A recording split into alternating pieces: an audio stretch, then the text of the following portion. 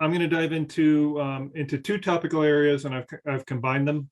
It's component innovation and system optimization. Component innovation is actually our most popular, well, most popular. It's the one people are put in proposals for the most stuff. Until 3 years ago, I think these were combined under one area, and so they're still fairly similar. And so I've combined them into one presentation and then highlight the differences between the two. But they were originally one topical area, as I said, that we kind of split out. For component innovation, here are the kind of objectives. Again, if you've downloaded last year's solicitation, which I would highly recommend you do, typically they don't change very much. Again, no guarantee, but typically they don't change very much. And so all the information that you'll see on this sheet is pulled directly, almost directly out of last year's solicitation. And so just go to sam.gov. The solicitation is still there from last year, and you can download it and read through it to your heart's content. So we're talking about component innovation, and that's a significant upgrade of a specific components of an existing turbine design. And so again, we take this a little bit loosely. An existing turbine design could be you have a turbine, and we'll get to some of the examples, and you want to do new blades or something of that nature. And so the turbine exists. Or you can be an independent company and say, I want to work with you and turbine company and design a new foundation.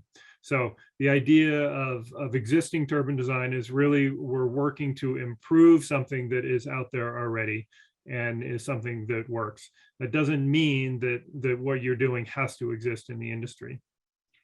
You do have to identify a baseline turbine or a baseline component that you are working with. So again, going back to that foundation example, you want to say, well, we've got our current foundation and it's lots of concrete and rebar, and it takes us 2 weeks to put it in. And we want to come up with a new design, which we can do in 2 days, and it's all prefabricated, et cetera. You still need to define that baseline so that we can look at you can look at what the improvement is over what you were doing before. Then, assuming you win, you'll conduct work, design, build, test, certify, whatever needs to happen to go from where you are at the baseline to where you want to be in the new turbine. And I'll underline that certify. So certainly within the component innovation effort, you want to make sure that you're getting to a certified product. So if you have a certified turbine, and in the end, you want to end up with a certified turbine, which means you're engaging with your certification agent or organization about what you need to do as you develop this new component to ensure that at the end of the day, your turbine remains certified. Now, if your component is such a big deal that the certification agent says, oh, you're going to have to recertify the whole bloody thing, well, then fine, just articulate that. We can't fund that here under this, but certainly all of the paperwork and stuff like that to get to certification or as far along as you can in regards to the component can be included here. And then you would need to apply for a new full system certification if that's what you were forced to do. The upgrade should result in reduced cost or increased performance. But certainly if you're doing something to increase your costs, but it significantly increases your performance and the overall LCOE is lower, then that's perfectly acceptable. It can be used for turbine components that will allow the baseline turbine to enter new market spaces. So if this is new towers, tilt-up towers, anything of that nature that helps you enter new market areas, developing mini grid controllers for your turbine so you can plug in solar, anything of that nature, anything kind of outside of the turbine is certainly acceptable in this case. And we've got a few examples. Berge Wind Power has done their deployable turbine, which uses basically the same turbine with a slightly different tower, but builds a whole structure around that to be able to have it deployable. They've also done a home microgrid concept again, using their standard turbine, but the component innovation focused around a different power converter, energy storage, so that you could use this as a home energy grid. And that's certainly acceptable under a component innovation award. Obviously, good engineering, the development process, test and verify, all those types of things. As I said, this and innovate, or the optimization, system optimization, used to be one, and so we've separated them. In this case, we really want you to focus on a component or one or two components that are tightly aligned, but not a full system. And so focus here if you're really looking at one or two things that you really want to take a focus at. All right, now for system optimization, a lot of the text is fairly similar, okay, but you really want to improve the performance of the wind turbine generator or subsystem. So originally it was designed for a whole turbine. It was originally used and conceived for when we helped Berge Wind Power do his complete redesign from his 10 kilowatt to his 15 kilowatt. And he basically came in the door saying, my 10 kilowatt is not cost effective anymore. I need to redo my whole system and rethink the whole thing to get to something that's cost effective. And so we optimized the full turbine system. More recently, we've had people come in and want to redo their whole drivetrain. So clearly that impacts a number of different components within your system. And so it's not just, I want to do a new blade, but I want to do a new blade and rotor, and I want to go from stall to pitch. And so I need pitch mechanisms, and then I need to figure out how I'm powering the pitch mechanisms. And then I need to figure out how I control the pitch mechanisms. And so that's something that would fall more into this system optimization, because you're optimizing a bunch of different components. Again, you want to identify your baseline turbine, because that's what you're trying to optimize around. In this one, we're not expecting that you would get through certification, because in all likelihood, you're going to have to do a full turbine certification to be able to get your turbine certified. So you still obviously want to design around certification, and you have to demonstrate that the new model can be certified, will get to certification, but you don't have to cover the costs of certification here, because we assume that that's going to happen under a full system certification as part of a later proposal. Obviously, you want to lower the LCOE of the turbine over its life, and that's the end goal. Again, work emphasizes disciplined engineering, test, verify, all those types of system, or those types of things that will lead to a certified and commercialized product. As different from system optimization, as I've just indicated, this is where a bunch of components are pulled together. And so you have to be thinking about optimizing all of them, not just diving into one specific thing. It is not recommended.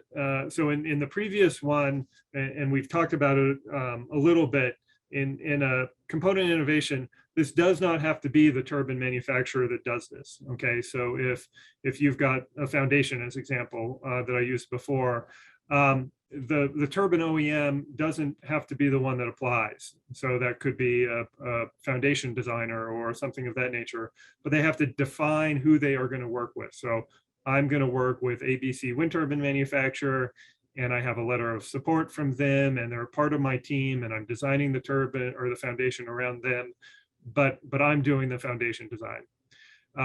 Now you have to be really aligned, and you have to demonstrate that you're working with this company. We've had a couple of examples where people have, companies have come in and said, I'm going to do something for this turbine manufacturer, and then the turbine manufacturer, after the project is done, kind of says, nah, I don't really want to do that. It doesn't really fit my bill, in which case we've just wasted $500,000.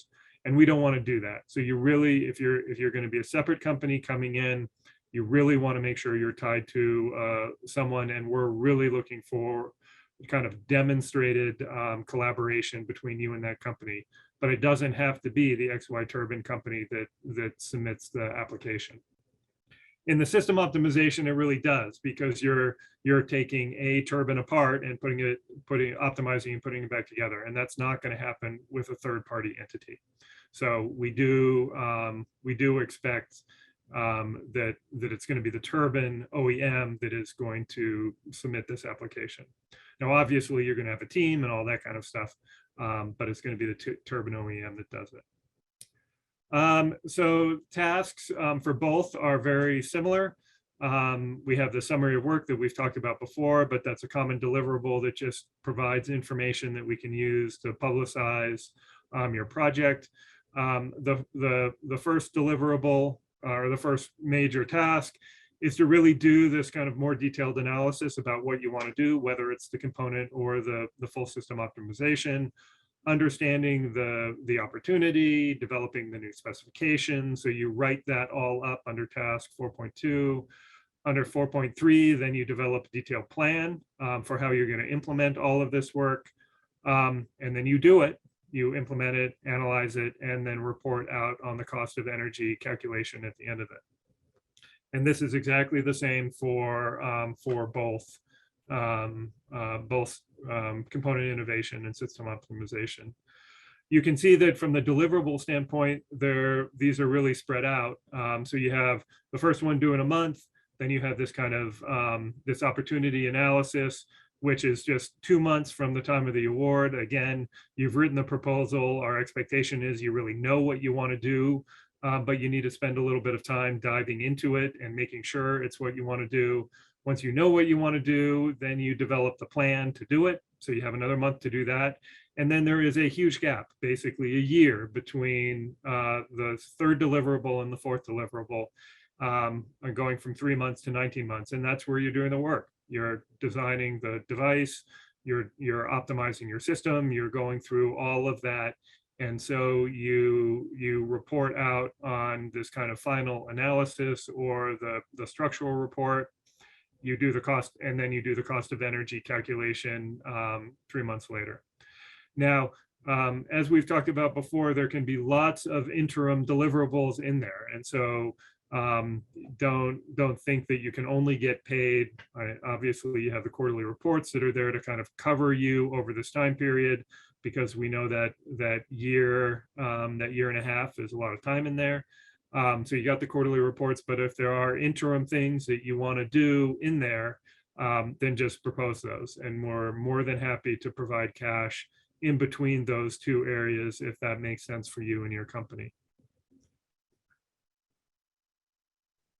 Scoring criteria is basically the same.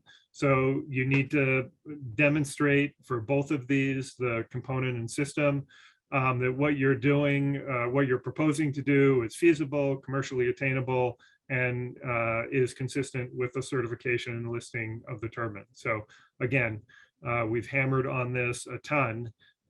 You have to demonstrate to us that the innovation will lead to a product that is viable in the marketplace. Pretty straightforward, 25% scoring for that. And again, these criteria are in the RFP. So as we've talked about, just answer all these questions and you'll be fine. Okay. The second one is where things change a little bit. And so demonstrating that your turbine will be a reduction in cost of energy, and you're going to get to a cost of energy that's viable within the marketplace. The yellow represents the stuff that is different between the two, but as you can see, it's all pretty straightforward in regards to what we're looking for. Contributes to cost reduction from the initial system, annual energy production, and it leads to a completed cost of energy that it's viable, that the analysis demonstrates that you can have an impact in the market. And then for the component innovation ones, this gets to this kind of product question, that the cost reductions over the life of the project, but then also that you're comparing it to things that are operating in the industry, and you can demonstrate that what you're doing replaces or is better than anything that's out there. Again, 25% criteria. Then you have the product development plan. Again, this is similar for both of them, so that you have thought through what it's going to take to go from your concept to the final design. Again, pretty straightforward. You've got a budget, you've got a schedule, you've got letters of commitment from the entities that you're going to work with. And then you'll have impact in the US economy and the distributed wind market. Again, this is 20%. So the first two are 25, the third criteria is 20%. And the fourth criteria is your team, and that is 30%. So in this case, the biggest criteria is that you have a team, and that team is demonstrated to be able to deliver on all of the work that you are proposing to do. And I want to highlight this because, again, if you got a good team of good people that know what they're doing, and you have good folks who have been in the wind industry before, who have done the analysis and the modeling, you have someone who's gone through certification of wind turbines before. From our scoring criteria, we've said if you've got a great team, you can do anything. All right. So it's more important that you have a great team than you've worked out this kind of perfect plan of how you're going to do all the work. Because if you got a perfect plan, but you don't have a team to do it, you're going to fail. If you got an okay plan, but you have a great team, you're going to be successful. Okay. So that's why the team in these cases is more important than you have a really detailed plan. One thing I'll note here is that if you identify someone on your team, we're expecting you to use them, okay? As compared to up here where we say letters of commitment. So if you have a letter of commitment, that falls under the 20% scoring criteria. So I'm going to use ABC Manufacturing Company, and I've got a letter from them to help me. Great, that's perfect, we love it. If you have listed the principal of that manufacturing firm on your team, well, then they're part of your team and you're bringing in their expertise, and we're expecting you to use them for that expertise that you're telling us you're going to use them. And so be sure to do that. If you put someone in there, I'm going to use ABC Manufacturing Company, I've got a letter of commitment, that's great. We're not going to force you to use them because you're just saying you're going to talk to them. Okay, they're part of your plan. If they're part of your team, they're part of your team, and we're expecting you to use them. Okay, the funding for both of them is $400K with a 20% match. This price participation. So there's really no benefit in trying to kind of play one or the other. It really fits down to what fits your technology and where you are. Are you focusing on a single component, or are you really looking at the full optimization? Now, clearly, these are very different things, and so the money will be spent in different ways. If it's a component innovation, again, we're expecting you to have a product at the end of it that has gone through certification. So more of that 400K is going to be going into the development of a product, the testing it, all of that kind of stuff. In a system optimization, you're optimizing your design, and we're not expecting the final product to be coming out of that. You don't have to have hardware at the end of a system optimization. You have to have an optimized system that you will then build and develop. So if you're planning on doing lots of hardware development, then you're probably going to be in a component innovation. If you're doing more analysis to optimize the end result, and you're not expecting a lot of hardware, then you're going to be in a system optimization. So a couple of examples for component innovation. The two pictures here are, the first one is Berge Wind Power, and I've talked about this before, but they have an alternator. It's the most expensive part of their turbine, and so they're doing a bunch of work to optimize this alternator and to come up with a final product that is lower cost and higher performance. Again, they are optimizing this alternator, but it's a single component, and the plan is to walk out the door with the final design. Okay. Similar for this new rotor for this. Oh, I didn't put it on here. This is for the Carter 300 turbine. So it's a new rotor and primarily new blades for the Carter turbine, and it's really focused on the new blades, and they're not changing a bunch in the powertrain. So it's a component innovation, and at the end of that, they plan to have tested blades that they can put on their new turbine. And then another bunch of examples. Again, component innovation is the one that we fund most projects under. And so we have Primus Wind Power with their new controller, Berge with the new deployable system that I talked about, Windurance with a 3-phase inverter building off the Intergrid 25 kilowatt, another one with Windurance for a controller platform, and then Siva just recently new blades for their turbine. So you can kind of get the idea of what the component innovations are really focused on.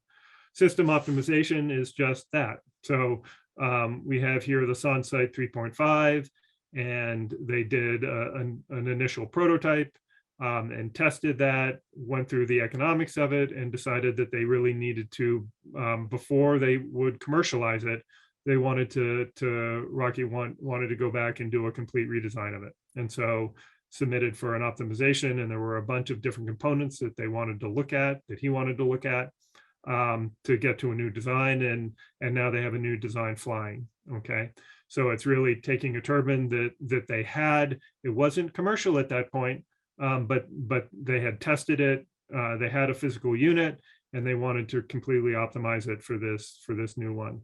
And then here again, it's the Carter 300 kilowatt turbine, and this was redesign the whole powertrain. So go from a fixed speed to a variable speed, include integrated energy storage, either up on the tower or at the base of the tower, but they basically are optimizing their whole powertrain. And obviously that impacts a bunch of components.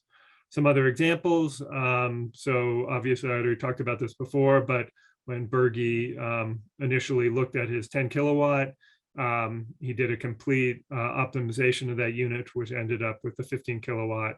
And then Pecos similarly is looking at the whole nacelle assembly to look at loads reductions. So how do they reduce loads on the nacelle assembly? So that's another example. So that's it. A quick overview of those two areas. More than happy to answer any questions that you might have about any of this. I'm looking for ones that are here. Do you see any ways, this is from Alexander, do you see any ways to make CIP a little bit more transparent? Alexander, do you want to talk a little bit about that?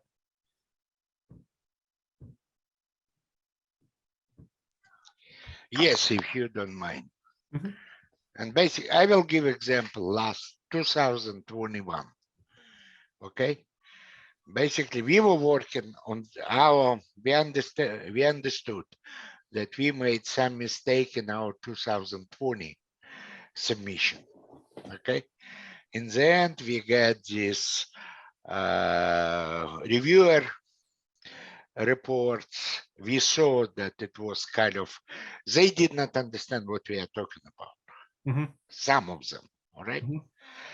Now, we were using our mistake, what we did in 2020. We understood that basically we were not so clear, right? And 2021, until now, I understand you said and Kindle said we will receive finally reviewer reports, all right? But it's basically it's too late. If we would receive reviewer, I would say, as in banking system, I was working kind of in banking, and the idea was that bad news you will get first, almost immediately, and good news you have to wait when you will check everything, approve you, and so on. So yep. He is working somehow opposite way. Yep. Okay, I have no way to kind of, if some reviewer made, in my opinion, mistake, to make a claim or give explanation, the guys, I really mean this, it was written over there, this supporting material was there, mm-hmm. This reviewer just did not pay attention too much, okay? That's right, basically, I'm thinking that all this process of approval or disapproval, all right, is basically some big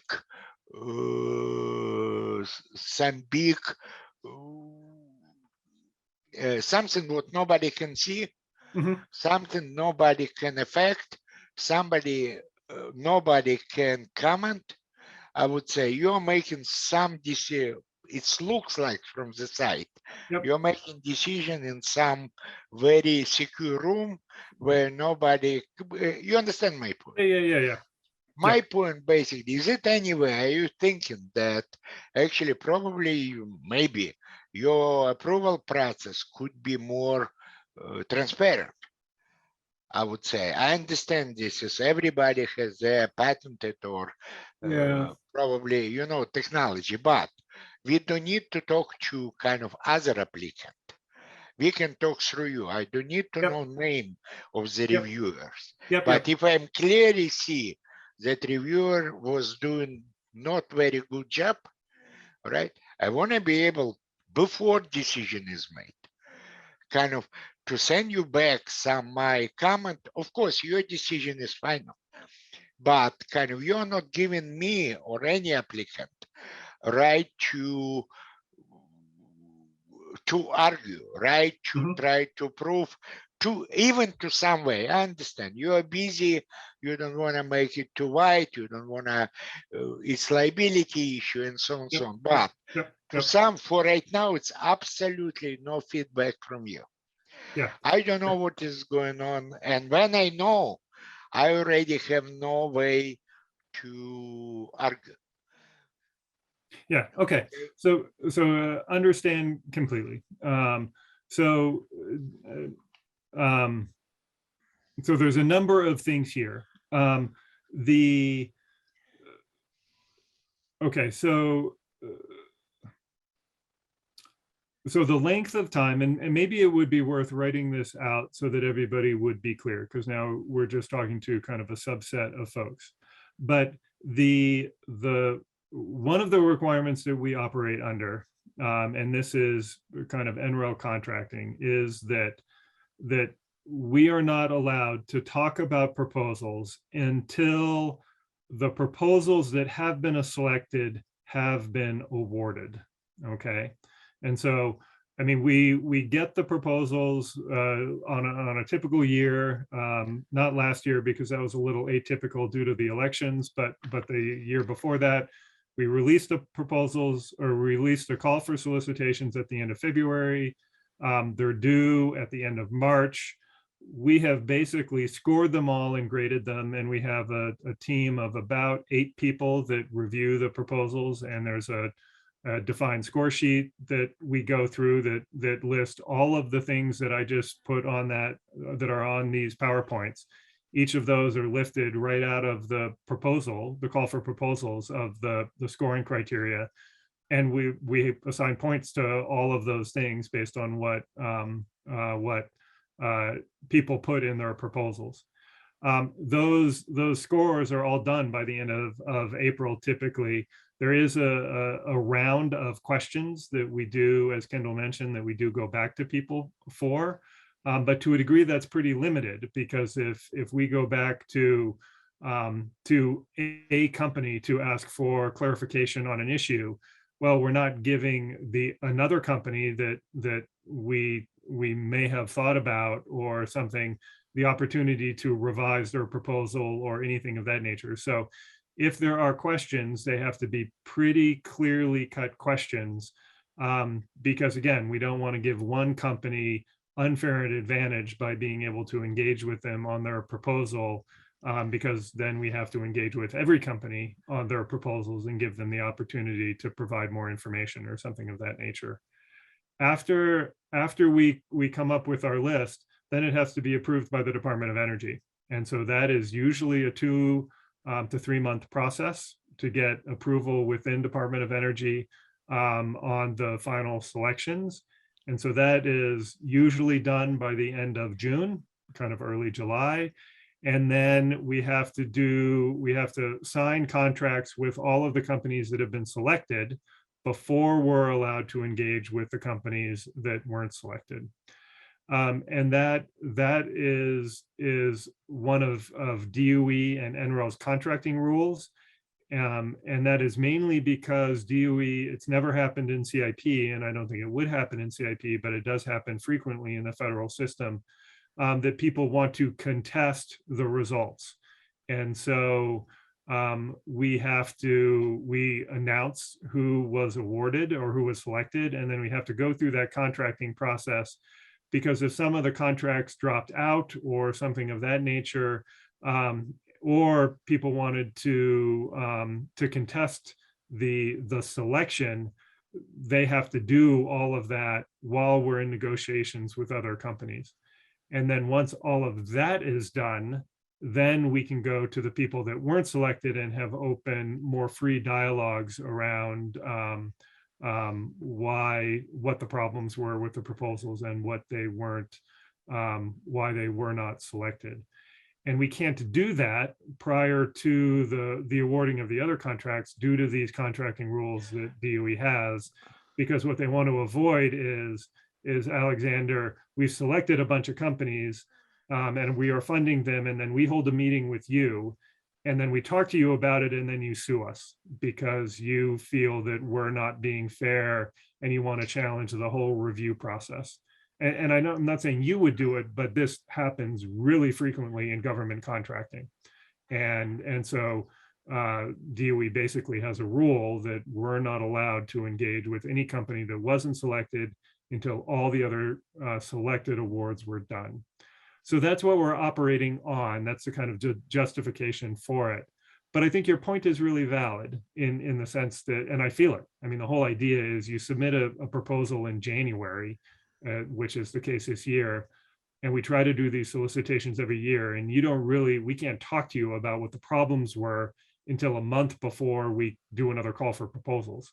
And that doesn't work. I mean, that doesn't help you as a company improve the proposal or help you improve your product. So I'm really open to dialogues about how we can improve this, and maybe things like for specific topical areas, we do a presentation or something of that nature. So it's not just the proposal, and there's a more Q&A or a down select process. We're certainly able to talk about your technology before the release of the proposal, or the kind of the results of the proposal. We just can't talk to you about the proposals itself.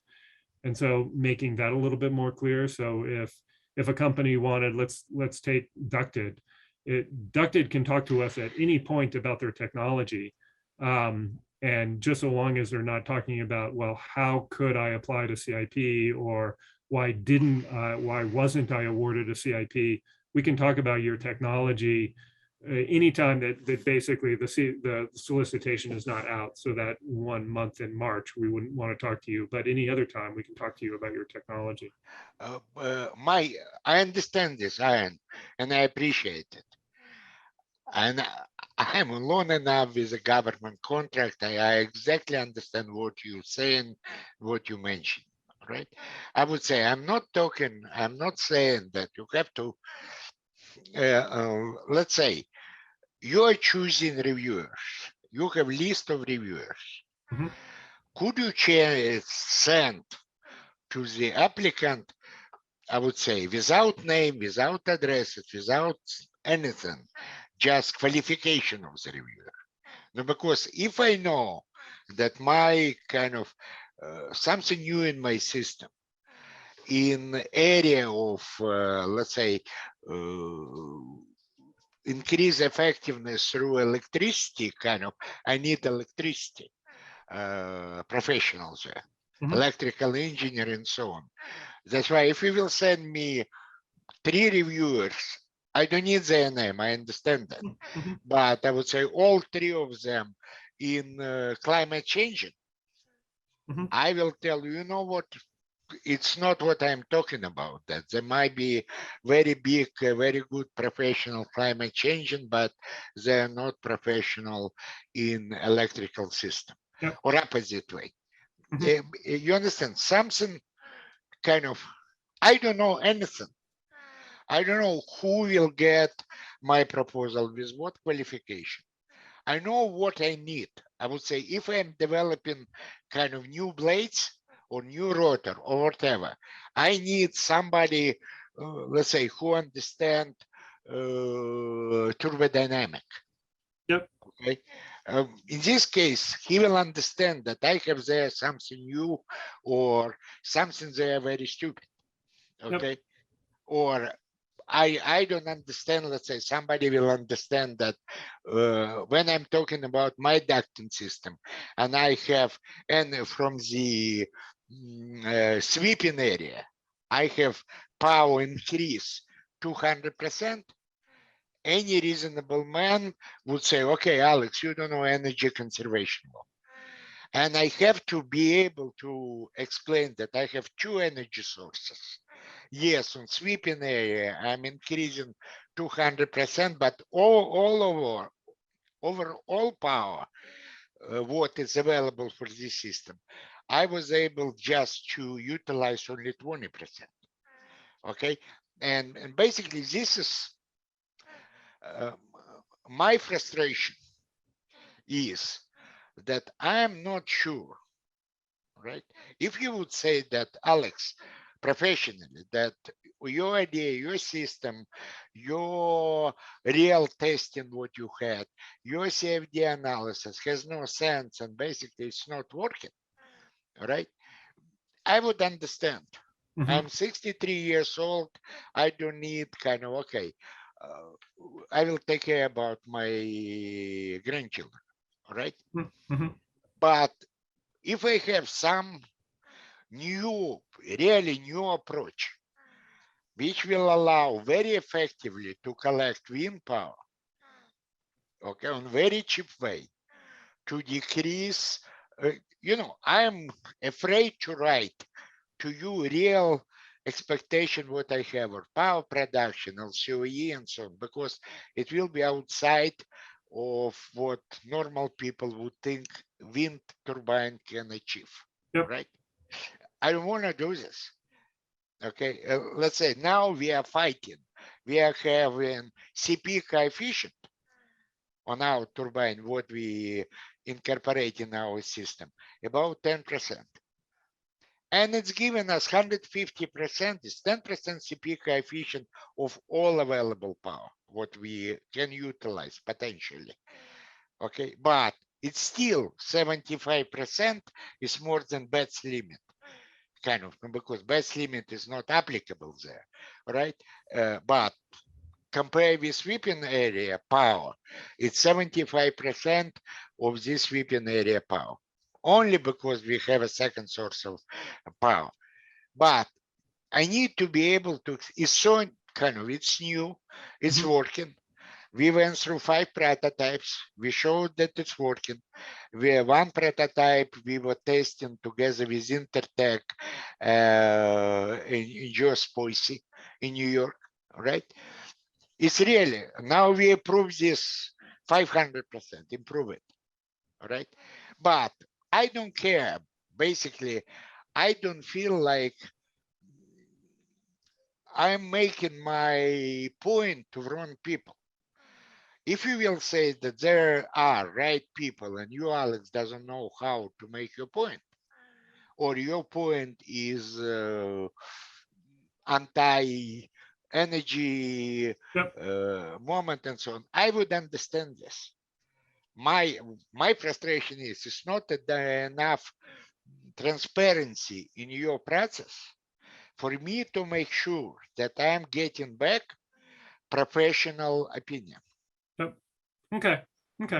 I think you understand my point. Nope. I think this is helpful, and it could very well be that what we end up doing, and this was talked about last year, is some sort of outside of CIP or something of that nature, detailed design review, where again, it's not part of a solicitation, so we don't have to mess with any of that kind of stuff, but where we pull the team together, and it's a lot of the people that have been talking on the presentation, have been giving the presentations today, and a handful of other ones, where we spend a half day talking through your technology and give you real feedback. So I think there's a number of things that we could do here, again, with the goal to help you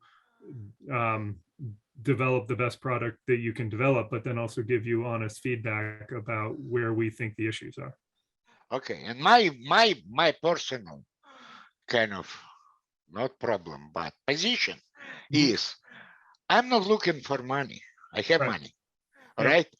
I'm looking, I want to bring product which will work, okay? That's why I need from an NREL not so much money. Of course, nobody will say no for government money. You understand? But I need kind of no, maybe I'm moving a little bit different direction, and maybe my idea it's absolutely kind of fantastic. It's not working. Maybe it's. But you understand what Yep, I'm saying? yep, no, I get it. I get it. Okay, and when we can have a conversation with you? So I think let us follow up, but let's plan to have one of these dialogues in early January or Okay, mid-January. Let's all just right. do that. You have my email. You have my initial presentation. Let me know. I will make myself available. Okay, we can do Okay. that. Okay. Thank you very much. Thank Yeah, you. no, certainly. All right, others. Robert, you asked, is there any guidance on the value of the quarterly reports? You probably remember this better than I do. Here, I But just this is pay, a yeah, I leading- pasted in what is in the, Yeah. It's a leading question, but generally speaking, it's kind of $2,000 to $5,000 is what we recommend for the quarterly reports. It is a little bit of a hand wave because under our contracting requirements, the deliverable needs to align with the level of effort that went into doing the deliverable. So writing up 3 pages of text isn't going to cost you $100,000. And so this kind of 2,000 to 5,000 is what we go for. And then if you do need kind of more resources over those time periods, then just recommend other deliverables that you think would be appropriate. And so that could be loads analyses of your new drivetrain. It could be initial versions of your new blade design. It could be first molds of your new blade design. Lots of things that would make sense so that we could provide you resources over that huge gap from month 3 to month 19. Just propose what you think would be best and fits well with your company, and we can work with that. Thanks. Any other questions? Let's see. Sorry. Guru. Would reviewers talk to us to discuss our design and understand why we are claiming something? So it's hard to do that as part of the RFP process. So really in your proposal, you need to articulate and justify with field validation, with modeling or something of that nature to justify your the performance projections that you're providing. And you have to do that in the proposal. Because if we called your company, company A, and saying, well, please justify to us your 30% improvement, we would need to call every company and set up provide exactly that same opportunity to every other company to justify their numbers. And so again, and Alex's comment, I think, is taken for valid, is valuable in the sense that that becomes more important in the prototype design stage than it does in the later development. It's a lot easier to document the performance of a new blade design as well as the cost of a new blade design for a component innovation or something of that nature than it is to document really well what the performance of a revolutionary design of a turbine. And so I think we can follow up on that. And the idea of, again, Guru, we can follow up in regards to your submittal, but then I think one of these more detailed conversations from a design perspective would be useful, because that's where you're going to get the real feedback, not specific feedback on chart 3 of your proposal. You said this. That's probably not going to be very helpful. But sitting down and looking at your design and the analysis that you've done and talking through them is where the value will be. Okay. Sure, thank you. Mhm. So do we have to like arrange meetings, or you have like that agenda, like we will go through one by one proposal? like So- whoever so- submitted and Yeah, so two things. So one, if you want to follow up in regards to your proposal itself, that happens through Kindle, and Kindle will arrange that. And we signed the last contract 2 weeks ago. So so now we're in a position to be able to hold those debriefs from last year's solicitation. Independent of that, if you would like to talk through your technology in front of a kind of a group of engineers, then reach out to Brent Somerville and myself, and we can arrange a time. okay. Okay, that's great. Great. Anything else?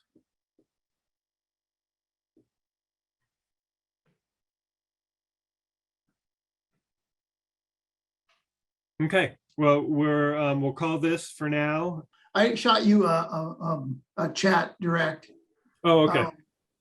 You know, I mean, I think this is one of the points that we don't, NREL doesn't get across well to folks, is that really when you're doing something strange and different, and you have only modeling to validate it, it's not necessarily considered very credible.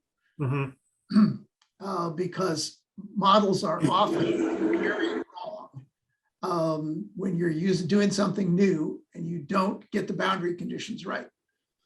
You know, it's sort of one of the classic examples was you had a tenured professor doing CFD modeling of a Savonius for, what do you call it? The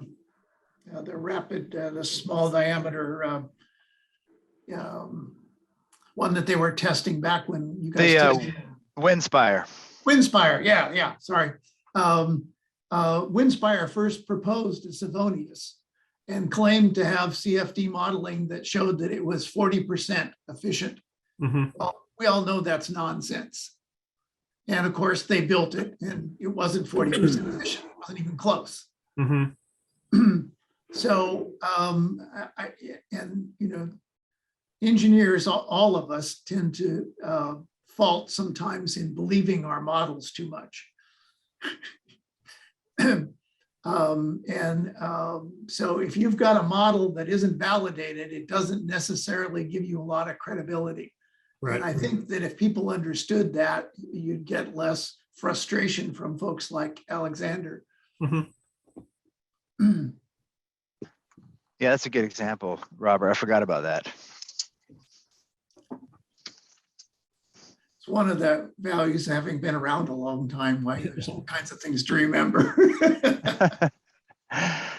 Yeah, I was working as a manufacturing engineer in Reno at the time, and they were right behind me. And so I met with them, and right in between Savonius and Lyft. And it's the first picture they brought up was Savonius, and I was like, oh boy. And then the next slide was, well, we've changed to Lyft. And it's like, well, that's good. Didn't turn out to be good enough, but Not good enough, but good move. but it was an improvement in performance, at least.